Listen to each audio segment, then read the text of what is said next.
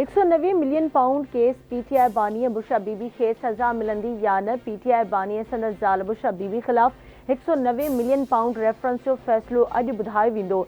एहतसाब अदालत जे जज नासिर जावेद राना पारां अॼु सुबुह 11 वॻे अडियाला जेल में फ़ैसिलो पढ़ी ॿुधायो वेंदो। अदालती अमले फ़ैसिलो ॿुधाइण बाबति तहरीक इंसाफ़ खे आगाह करे छॾियो।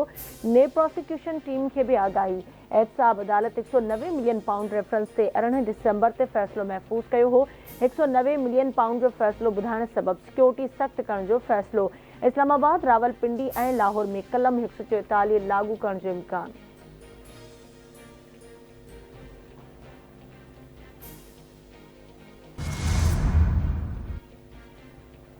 पीटीआई बानी खे 190 मिलियन पाउंड केस में सज़ा ज़रूर मिलंदी। ओपन एंड शट केस आहे।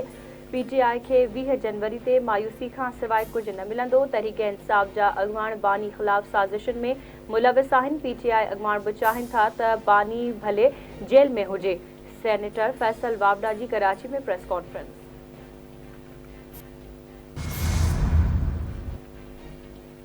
सिंध असेंबली जो इजलास अॼु 2 वॻे तलब। इजलास में लियारी जनरल अस्पताल जी ख़राब हालत ऐं अवाम खे पेश ईंदड़ मसइलनि बाबति ध्यानु छिकायो वेंदो।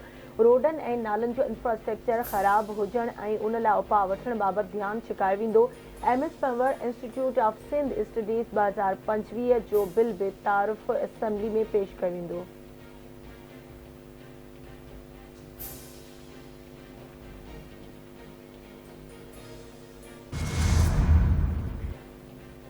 मुल्क जे अक्सर इलाइक़नि में कोहीड़ो छानियल। नज़र जी हद घटिजण सबबि मुख़्तलिफ़ मोटरवेज़ बंदि। M3 लाहौर वटां बंदि। M4 शोरकोट खां मुल्तान ताईं बंदि कयो वियो। मोटरवे M5 ते बि मुल्तान खां रोही ताईं ट्रैफ़िक मुअतल। मुल्क जे मुख़्तलिफ़ शहरनि में थधि जी लहर बरक़रार। मथान इलाइक़नि में वधीक बर्फ़बारी जो इम्कान। कराची में तेज़ हवाउनि सबबि थधि जी शिदत में हिकु भेरो ॿीहर इज़ाफ़ो थी वियो। तेज़ हवाउनि सबबि गर्मी पद घटिजण जो इम्कान। शहर में पारो 9 डिग्री सेंटीग्रेड ताईं पहुची सघे थो।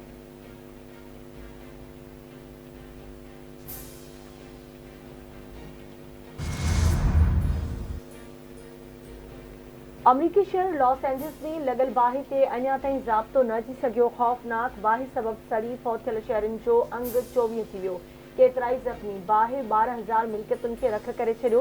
2 लख माण्हू लॾ पलाण करे विया। बाहि ते ज़ाब्तो आणण जे लाइ वॾे पैमाने ते इमदादी कार्रवाई जारी। बाहि 36,000 एकड़नि खां वधीक एराज़ी खे वकड़ में आणे छॾियो। तेज़ हवाउनि सबबि बाहि वधीक इलाइक़नि में पखिड़िजण जो ख़दशो बरक़रार।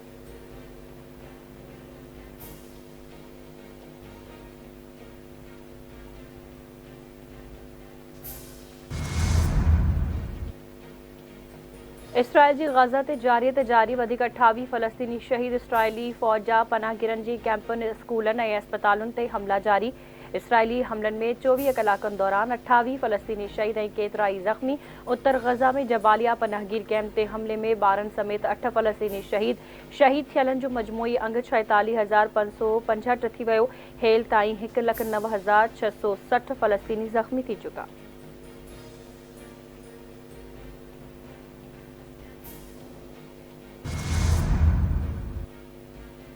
कराची एयरपोर्ट तां अॼु वधीक 13 मुसाफ़िरनि खे ऑफलोड कयो वियो। इटली, सऊदी अरब, कतर, तंजानिया ऐं ॿियनि मुल्कनि ॾांहुं वेंदड़ मुसाफ़िरनि खे रोकियो वियो।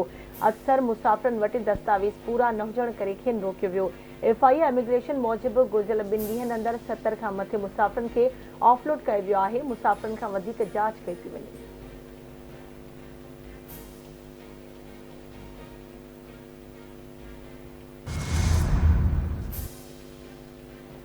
ठटी कराची रोड जो हलंदड़ तामीराती कम सुस्त हुजण सबबि हादसा रोज़ानो जो मामूल बणिजी विया। घारो वेझो क़ौमी शाहराह ते तेज़ रफ़्तारी सबबि कराची वेंदड़ बदीन मुसाफ़िर कोच रोड ते बीठल ट्रक सां टकराइजी वई। हादसे में ड्राइवर समेत 4 मुसाफ़िर ज़ख़्मी थियल घारो जे रूरल हेल्थ सेंटर मुंतक़िल।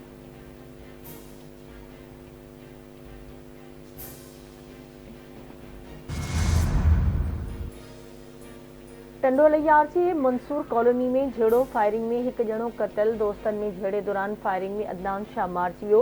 ज़ख़्मी राजा मेघवाड़ खे हैदराबाद जी अस्पताल मुंतक़िल कयो वियो। पुलिस जवाबदार इमरान ओड खे गिरफ़्तार करे वरितो।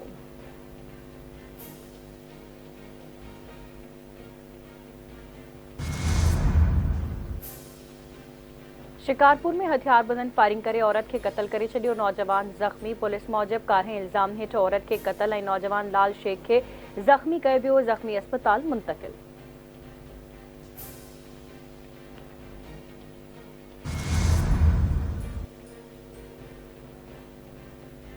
पाकिस्तान हिंदू काउंसिल पारां कराची में इज्तमाही शादियुनि जी तक़रीब 100 खां वधीक जोड़ा शादी जे बंधण में बचिजी विया। 18वीं सालियानी तक़रीब में जोड़नि में ॾाज पिणु विरहायो वियो। हिंदू काउंसिल ऐं समाजी तंज़ीम जे सरबराह डॉक्टर रमेश कुमार चयो त पाकिस्तान में अक़लियतुनि खे मुकमल मज़हबी आज़ादी हासिल आहे।